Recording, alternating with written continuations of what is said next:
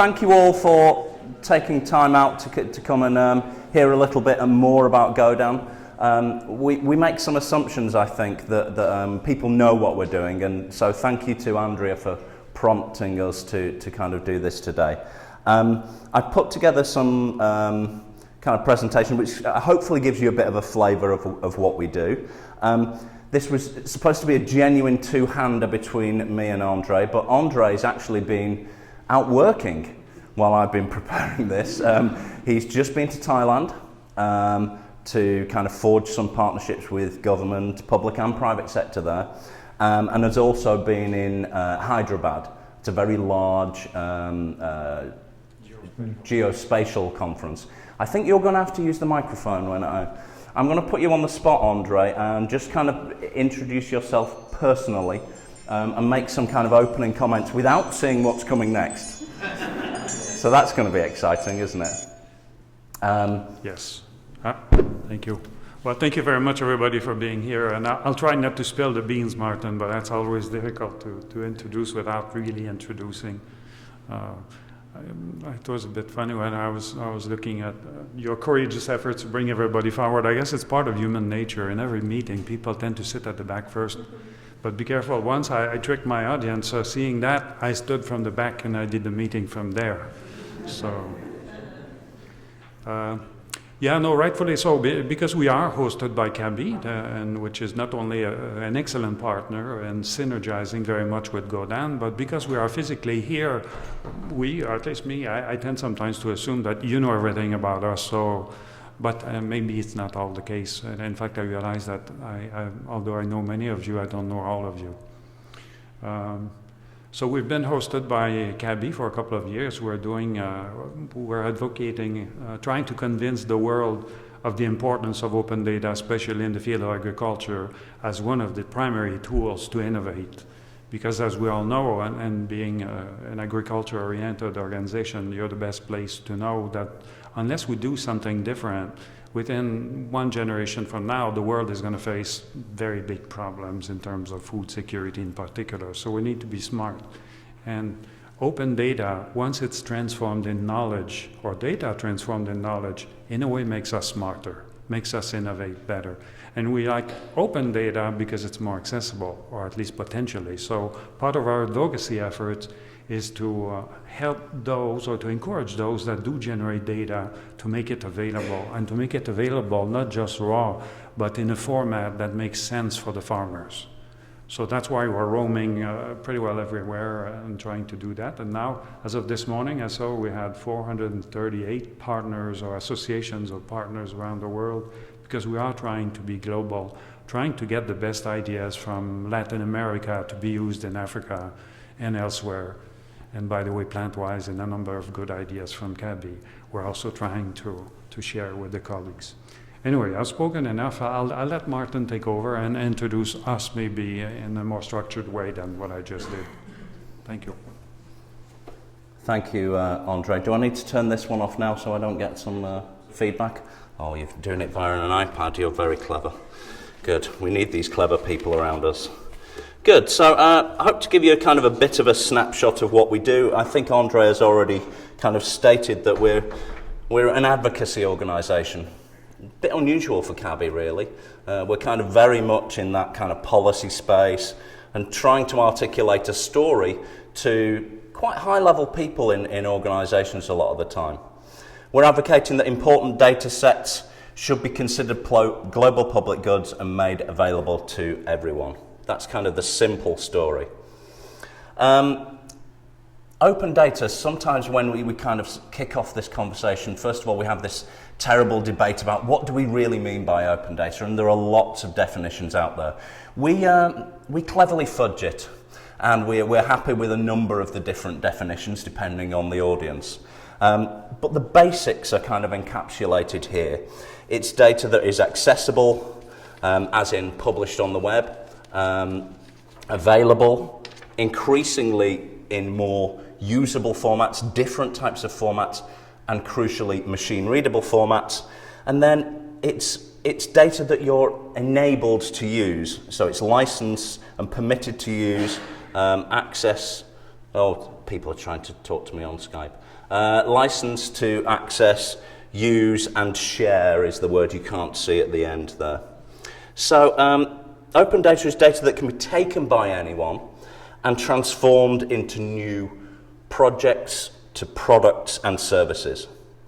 Some have said, and it's kind of an idealistic statement, that open data creates a world where knowledge creates power for the many, not the few. We recognise that that's a nice ideal to move to, but that's kind of what some people have said. What you might not appreciate, although there's a lot of smart people in this room, so you probably do, is open data is actually already all around us. You're already using it. It's already embedded within phone applications, web services, things that you do every day. For example, city mapper, transit apps, weather data, all of those weather applications, those applications that allow you to navigate the London Underground, they're all built on open data sets. It's already transforming the way that we live in many aspects of our life, and the next thing is how it will be transforming agriculture and the provision of food. So we're now at a stage similar to as we were with the internet in the mid-1990s. The concept is kind of still in this Wild West version. We're not sure exactly how it's going to pan out. It's a disruptive technology, you've probably heard that term. Before, the mid-1990s, companies didn't have websites. It was a different reality. And we're kind of at that point now where some are in the open data space and some aren't. It's very much an analogous situation. We want to do the same as people did for opening up the internet as we for data, essentially, to create kind of a open and shared infrastructure in which we can all benefit. So that's a very basic definition of open data. Some of you might have seen more complex ones. For the techie people in the room, this might be familiar. This is this concept that as we move through a kind of an open data model, we move increasingly to more machine-readable data.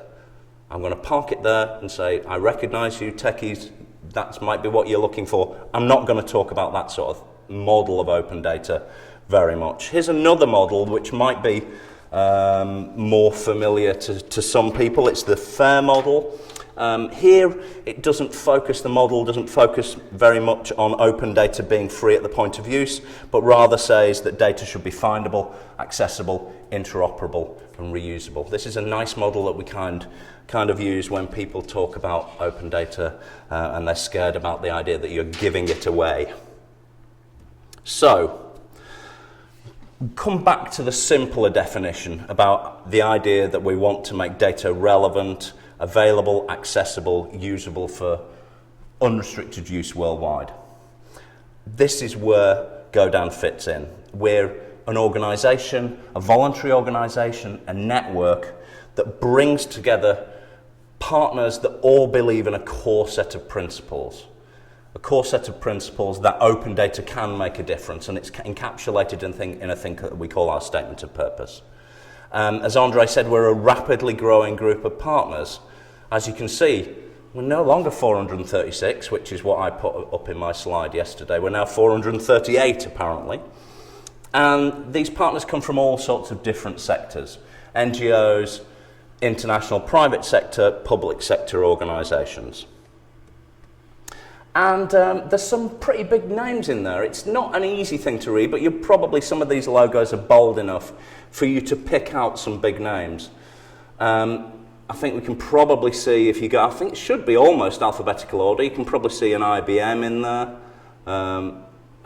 Open Data Institute, we've got CABI in there, and then we've got some flags in there. So we've got some representation at a country level, most notably UK, US, and the Netherlands, who are kind of big kind of supporting partners. But we've also got other countries in there, West African nations, South American nations, that all believe that open data can make a difference.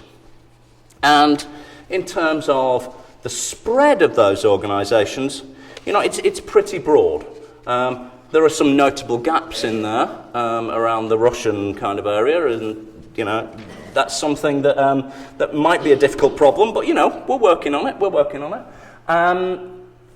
But it's already a pretty good spread, and Andre has been spending a lot of time in the past year traveling the world, trying to engage partner organizations so that we can have a very broad partner base. It gives us a mandate, it gives us a platform to talk about open data in agriculture and nutrition. So, to be clear, GODAN itself is a partner organisation. It's kind of the sum of the parts. It's not us, it's not the little group of people based at CABI. It is the partner network, and it's what we kind of do with the partners and what the partners do with each other that is actually GODAN. But CABI does host a small secretariat for GODAN and has done since 2015. A small staff of around 5 full-time equivalents based in the UK, the Netherlands, then with some kind of secondments. We've got people from FAO and from GFAR who help us execute the day-to-day work of the Secretariat. We're a facilitation mechanism. We help the partners work together, we catalyse them, we stick them together, we lubricate them, if that's not a kind of a terrible, clumsy mixed metaphor. And we encourage them and we promote them to innovate with data. We encourage them to release data sets and to do something with them, kind of meaningful, to solve real-world problems in agriculture and nutrition. Sometimes we're an advocacy framework, sometimes we're a think tank, but generally we're there to kind of promote knowledge networks.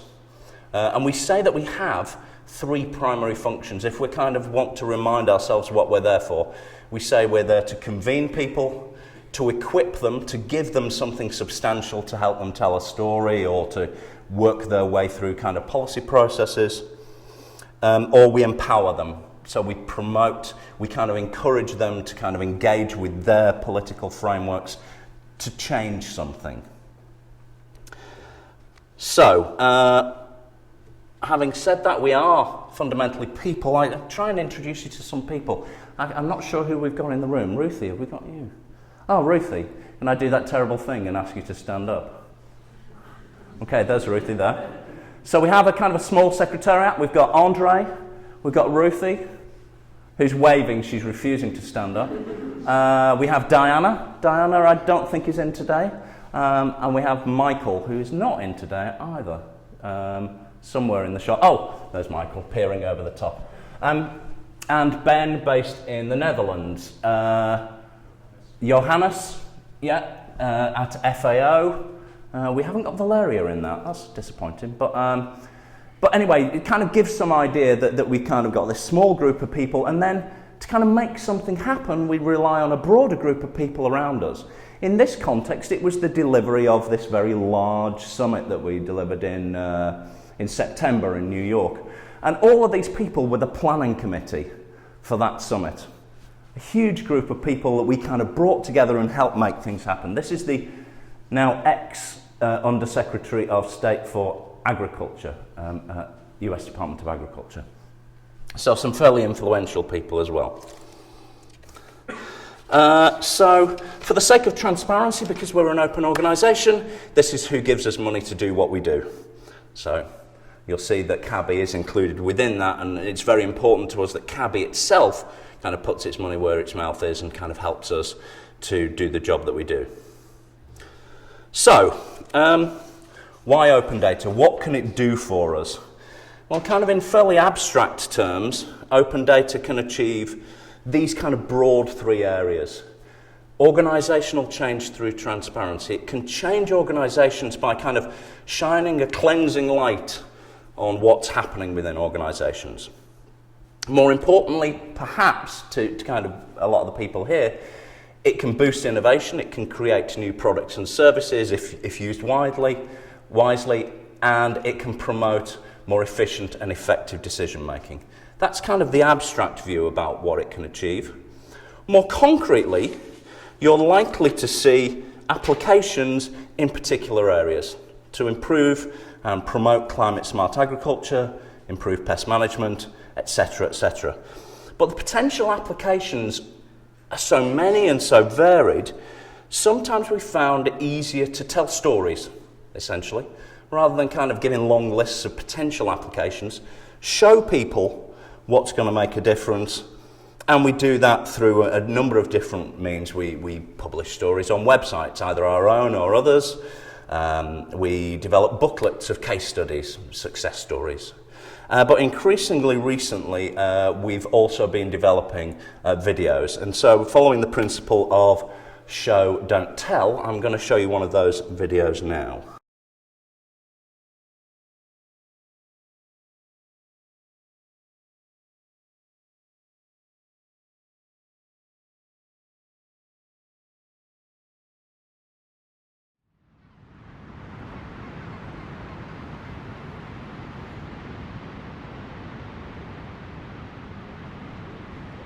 Daar hy dinges op kan gesit hy. Dat ek het die data op die foon kon gesit het vanmiddag. Ek sê we short in die ander gekry dat ek die data op die foon kon gesit het vanmiddag.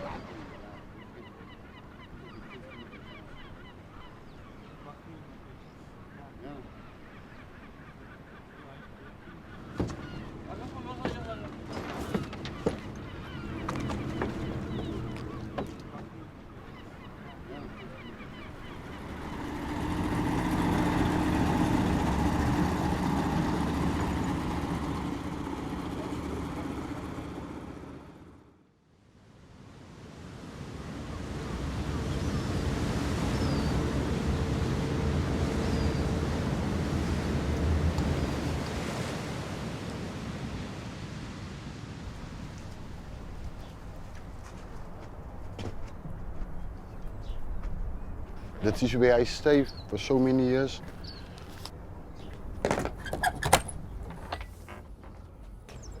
My tools, we call it a fishing tackle.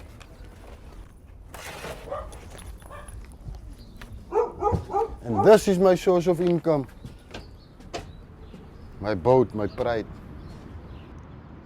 I live in a shed. I can go to an institution to say, listen, you help me. I create jobs for people. You help me. I want to become a house owner. Okay. I said, no. Where do you work? It's you don't have a pay slip. Show me a proof of payment. I don't have it. Hey. Come. So, yeah, I check my wind finder and see that at 5 o'clock, the waves are 2.5 meters. So it's a bit rough. So I reconsider, but I see at 8 o'clock, the waves, 1.7, 1.4, 1.3, perfect day, sunshine day.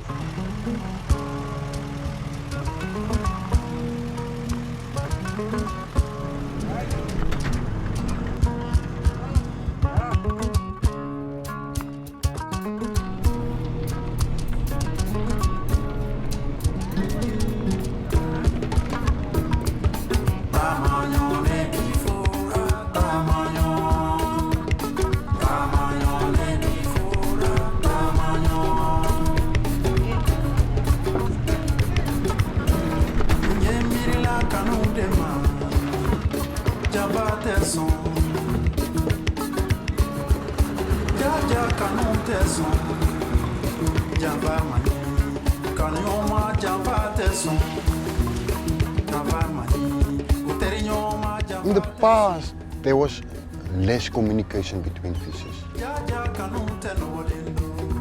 Nowadays, we are more organized, we share ideas and we help each other.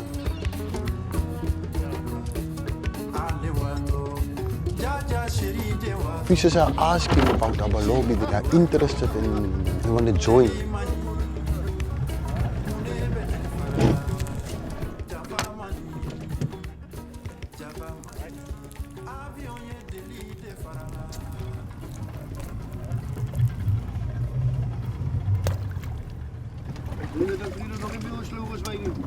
Nee man, hij moet sterk goed wat hij gebruikt man. Bravo Roger, Want je was al zo wild geweest achteruit.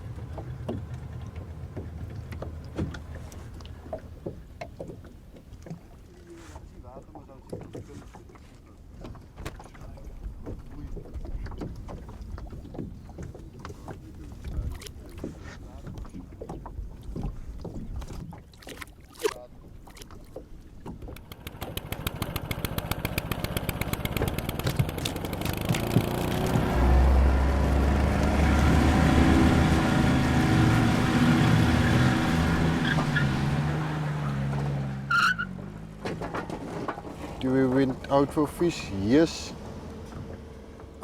Weather conditions, sunny. Wind conditions, windstill. Cost of oil, 62 rand. That's it. My total cost for the day, 665 rand. Every time I go to sea, I get my data. 120 stuk for the day, the price is 45 rand. My expenses is fuel. If you deduct, then I have a salary of 6,000 or 5,000 rand. That is important for me. And a printout of that, maybe it's a proof at the end of the day. Someone will believe me that I have an income.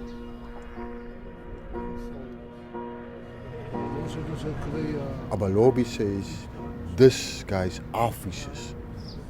Fishing are their livelihoods.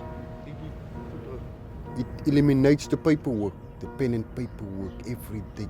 It takes me less than 5 minutes to fill in my data on the smartphone. I don't have a payslip, so I can't go to bank for a loan. Through Abalobi, I think we will achieve it. We will get that goal.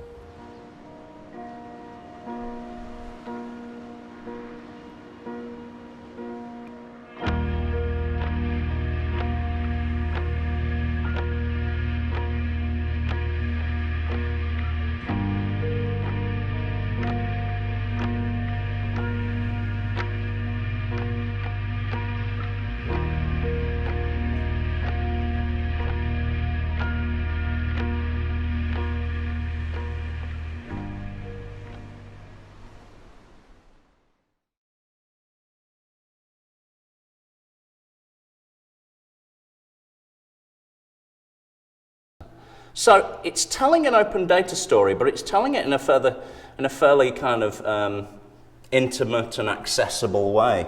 For the scientists in the room, you're probably saying, well, how is that an open data story?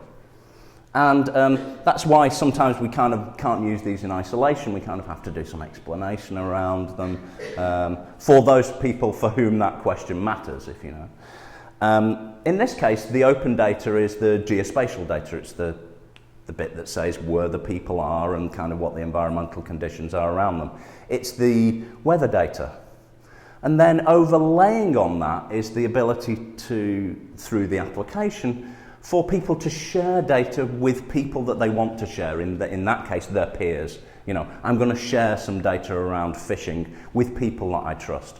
And then there's a chunk of private data that's going on, which is data around financial data. This is my data. And I don't want to share it with anybody, really, except maybe the bank manager.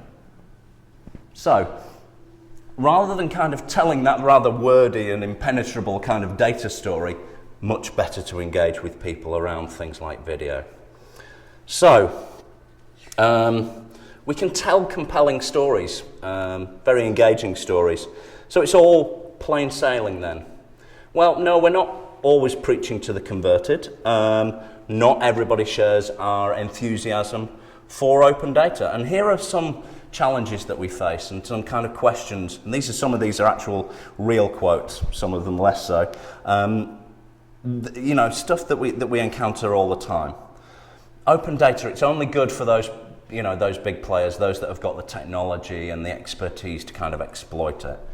And as a result, it can create more divides and more monopolies, because if you're opening data up, only those people with those kind of skill sets can use it.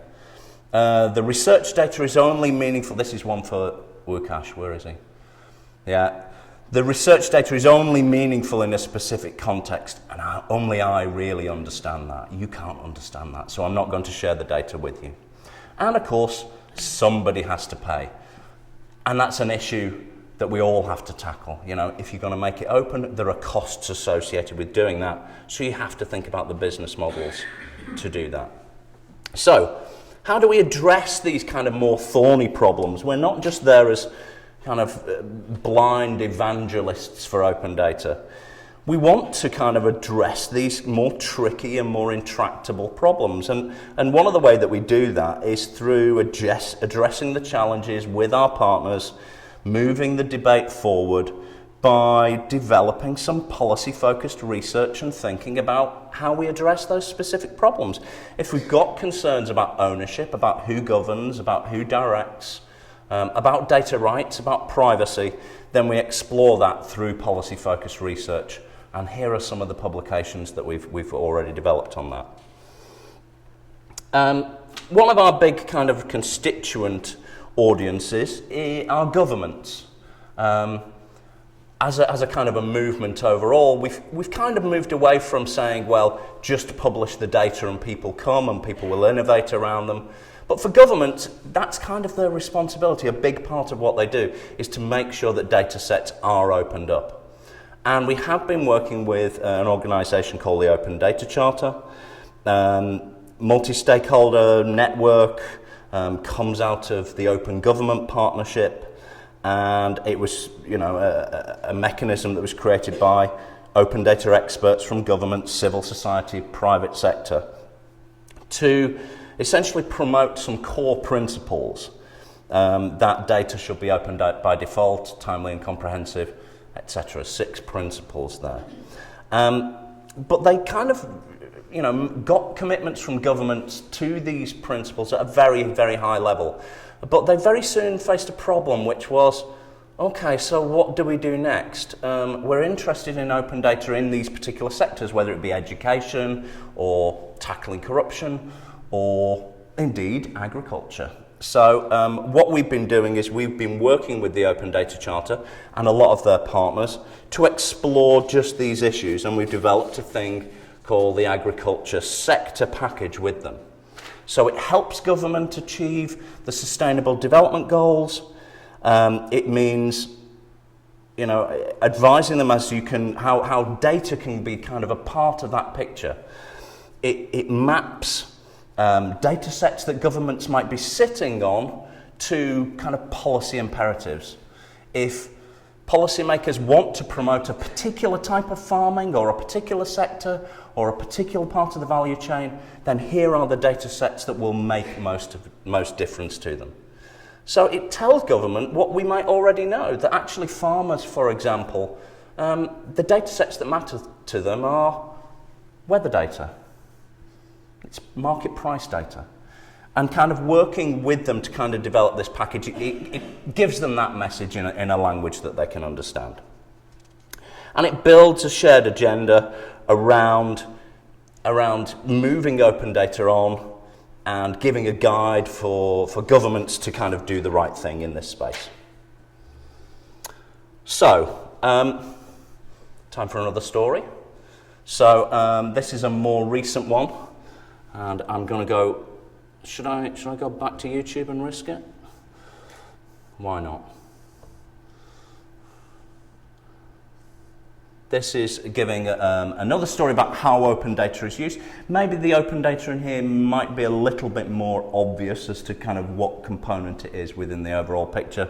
But this is about a challenge of how do we respond to changing climates and change farming in ways that will continue to boost agricultural productivity but recognizing that you can't just carry on doing the same sorts of things.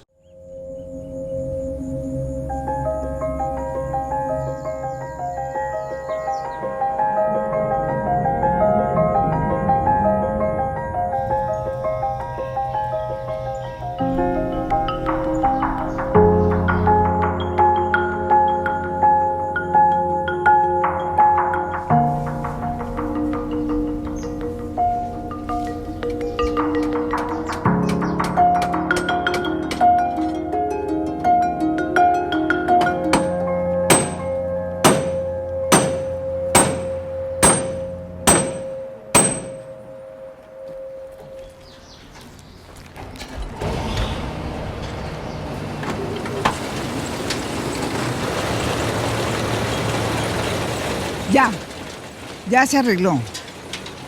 Volver a otra vez al...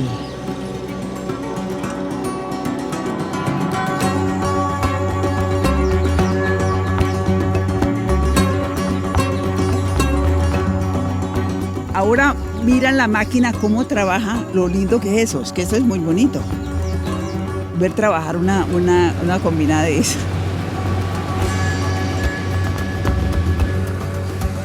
Mire, mi nombre es Blanca Ruth Perdomo, tengo 75 años. En la casa sin hacer nada, no es para mí eso. Yo quisiera desde las 5 de la mañana estar en el campo, hágale una cosa, otra, pendiente de todo. Entonces váyase allá, váyase allá. Lo marcamos, ¿no? Sí.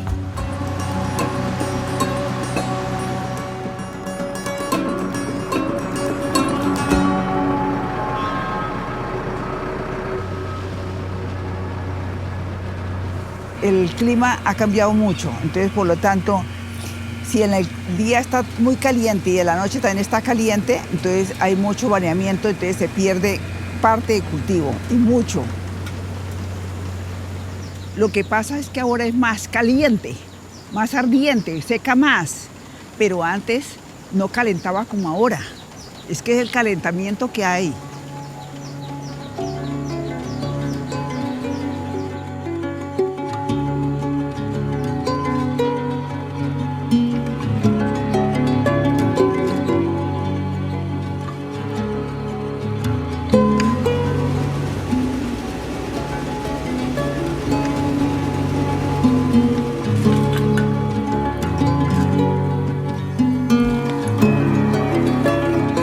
Hola, doña Blanquita, ¿cómo está? Bien, gracias. ¿Qué tal? ¿Cómo está? Queríamos saber realmente de toda esa gran base de rendimientos, qué está haciendo que los rendimientos suban o bajen. Y empezamos por analizar la parte del clima. Queríamos ver realmente cuál ha sido ese factor climático que más ha estado influenciando los rendimientos en cada región y cómo podemos adaptarnos. Fenómeno del Niño pasado llegamos a tener temperaturas mínimas de 25, 26 grados y entonces eso ya es muy malo para la productividad. Entonces esa es una limitante que tenemos en la productividad, pero son las reglas de juego. En términos generales nosotros tenemos buena luz en ciertas épocas del año, ¿no? Entonces miren cómo en los últimos años siempre en agosto y septiembre hemos tenido mejor radiación solar, entonces necesitamos unas siembras de abril o mayo. A veces resulta mejor eso, de esperar y sembrar en la época correcta.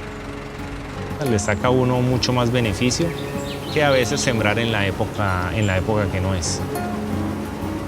Fedearroz me ayuda mucho con su información, con su acompañamiento en el cultivo. Consejos de ellos han sido de que, primeramente, lo de incorporar el tapo. Este pasto le ayuda a abonar mucho la tierra. Al mezclarlo, le ayuda a abonar demasiado. Es más lento, pero mucho mejor, porque está más abonada, más descansada la tierra. Entonces, por eso era que estaba tan grande, allá está muy grande. Porque lo regular el arroz queda así, pero este ya estaba así. Ayuda mucho. Soy feliz con lo que hago. Soy feliz con lo que hago y cada día tratar de aprender más. Uno puede cambiar el clima. El clima cada día seguirá siendo caliente como ha venido siendo desde algún tiempo, mejorando su forma de cultivar el arroz.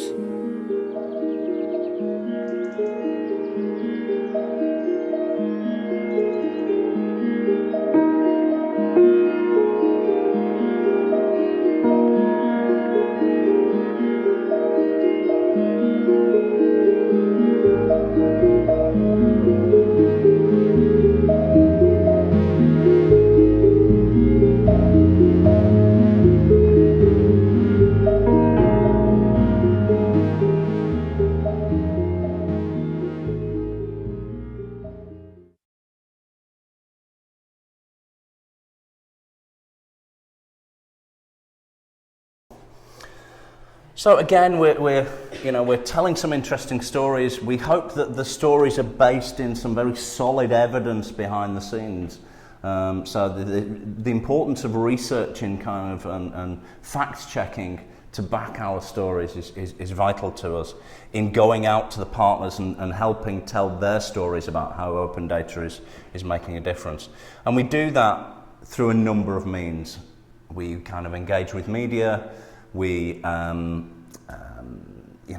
tell stories, we printed booklets, kind of the full range of communication tools that Diana and Paul help us to kind of pull together. But we do like to give our videos, our working group discussions, our collaborative work, our innovation challenges, some really big platforms to give our partners the opportunity to talk about open data and how it can make a difference. And that's why kind of within the Secretariat our focus is very much on very high level engagement. That means government level, it means CEOs, CFOs, Chief Information Officers as well. And you might have seen earlier that one of our principal roles in that, convene, equip, empower equation is the convening bit. We are there to bring people together to hold meaningful, high-level conversation. And as you can see, there's some pretty high-level, powerful people in this slide here. Saying and engaging in kind of meaningful, high-level conversations about open data. Because if we're going to create a big change, you need to get that high-level endorsement. We need to engage at that high level to give us the mandate to do what we want to do, to encourage them to invest in open data to make a difference. And most notably, this was done at our recent GODAN summit in New York. There were 800 delegates there, actually at the same hotel that Trump used for his announcement of his win, which was a bit spooky if you saw that on the news there, Trevor. There were delegates from about 200 countries. Many partners gathered together to give commitments, to discuss things that matter to them, and to bring research into the equation. There were 70 presenters, 10 panel discussions, plenary sessions, there were breakouts, there were data innovation challenges, hackathons, all brought under one roof to try and bring this complex of multi-stakeholder partners together. And there was an awful lot of profile raising to cover these issues of joint concern. And kind of just to get a bit of a snapshot of that, and you might have seen some of the stories on the BBC website, for example. But these discussions got real profile in mainstream media. BBC, Reuters, Fox News, HuffPost, and about 200 media outlets to date. And if you kind of start to do the figures around that, you see that we reached about 5 million people through these mainstream media posts, and about 20 million on Twitter. On that day when we held the summit, GODAN Summit, the hashtag was trending on the east coast of the US for about half the day. And as you can see, we were above Jay-Z on that day. So that's how out there we are. So we're making a lot of noise, and I hope in the next kind of phase and over the next 3 years, we're going to step up again to not just make a lot of noise, but try and precipitate some real change. That means more data sets released, but focusing on where data sets can meet a real need, encouraging governments and private sector to be more open and to participate in open innovation. Focus on some of the more difficult kind of problematic areas like data rights, so that we don't create new digital divides and exploit people's data. And have a better understanding of what works, so continuing to tell stories, but also increasingly to tell stories that are maybe a little bit more challenging about what the barriers and obstacles are. And also at the same time, we need to tell stories about what works for all sorts of different groups of people, and challengingly for CABI, that means what works for business as well. What are the business models that can deliver revenue or other tangible benefits for business through open data? And as GODAN does this, it's significant that CABI also goes through this thinking and works out what works for us and for those that we also serve. Okay, thank you very much.